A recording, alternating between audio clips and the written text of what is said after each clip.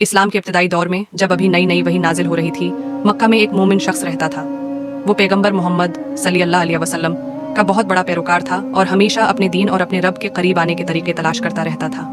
एक रात रमजान अल मुबारक के महीने में वो गहरी इबादत में डूब गया। वो एक पुरसकून रात थी, चांद सहरा पर पुरसकून चमक रहा था और सितारे आसमान पर बेशुमार रोशनी के नुक्तों की तरह जगमगा रहे थे। जब वो नमाज पढ़ रहा था तो उसे गहरी अंदरूनी सुकून और इत्मीनान महसूस हुआ। जैसे जैसे वो कुरान की सूरतें पढ़ता गया, उसे अपने अर्द गिर्द एक गैर मरी मौजूदगी का एहसास हुआ। ये लैलिल कदर की रात थी, वो मुकद्दस रात जब पहली बार कुरान जमीन पर नाजिल हुआ था। मोमिन शख्स शक्र और अजमत से भर गया। वो जानता था कि ये रात 1000 महीनों से भी ज्यादा कीमती है। ये वो रात है जब फरिश्ते नाजिल होते हैं और अल्लाह की रहमत जमीन को छू लेती है। इसने दुआ में अपने हाथ उठाए और अल्लाह से हदायत, मगफरत और बरकत की दुआ मांगी।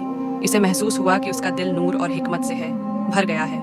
जैसे जैसे रात गहरी होती गई, इसे पैगंबर सल्लल्लाहु अलैहि वसल्लम के अल्फाज याद आए, जो कोई लैलिल कदर में ईमान के साथ और थवाब की उम्मीद पर इबादत होगा करता है, इसके पिछले तमाम गुनाह मुआफ कर दिए जाते हैं। ये वादा उसे उम्मीद और इज़्म से भर गया कि वो एक बेहतर इंसान बने और अपने ईमान को पूरी ईमानदारी से जिए। सुबह की रोशनी के साथ ही उसकी रात की रूहानी सफ़र ख़त्म हो गई, लेकिन उसका दिल नई तवानाई से भर गया था।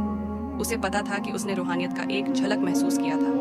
ये याद उसे हमेशा साथ रहेगी और उसके ईमान के रास्ते को रोशन करेगी। लीला अल कदर की ये कहानी हमें सिखाती है कि अल्लाह की तलाश में, चाहे वो सबसे पुरस्कून रात हो, सबसे बड़ा नूर मिल सकता है।